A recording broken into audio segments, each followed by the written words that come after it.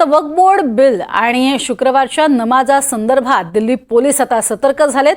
दिल्ली पोलिसांनी सर्व संवेदनशील भागात सुरक्षा वाढवली आहे। या भागांवरती पोलिसांची सतत नजर असते। जुनी दिल्ली, ईशान्य दिल्ली आणि शाहीन बाग या भागामध्ये पोलिसांचा फ्लॅग मार्च काढण्यात येणार आहे।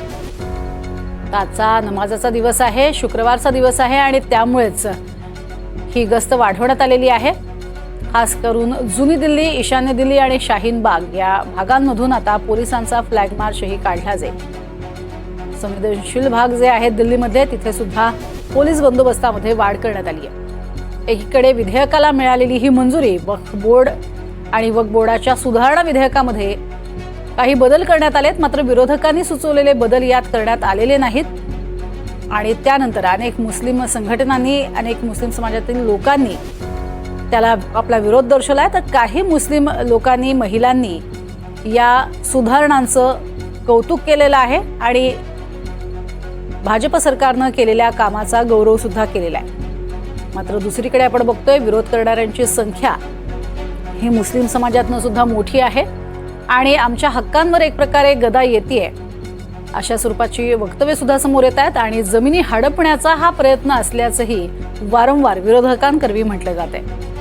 अधिक माहिती घेऊयात आमचे प्रतिनिधी रामराजे शिंदे यांच्याकडनं। रामराजे, मुळात अतिशय महत्त्वाचं हे बिल पास झालेलं आहे। आता केवळ राष्ट्रपतींची सही बाकी आहे, मात्र त्याच पार्श्वभूमीवरती दिल्लीमधली सध्याची काय स्थिती?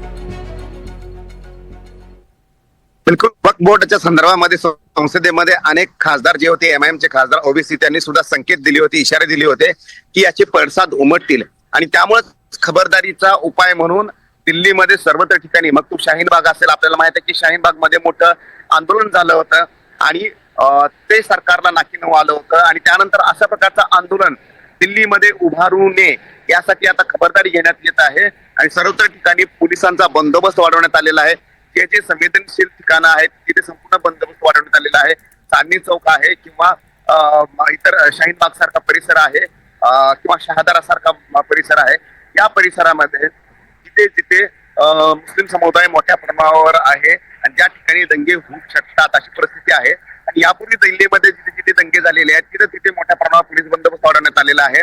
पोलीस लावण्यात आलेले आहेत, पॅरामिलिटरी फोर्सेस लावण्यात आलेले आहेत आणि कोणतेही दिल्लीचे म्हणजेच की देशाच्या राजधानीमध्ये कोणतीही वेगळी घटना घडू नये यासाठी पोलीस हे सतर्क असल्याची माहिती मिळते।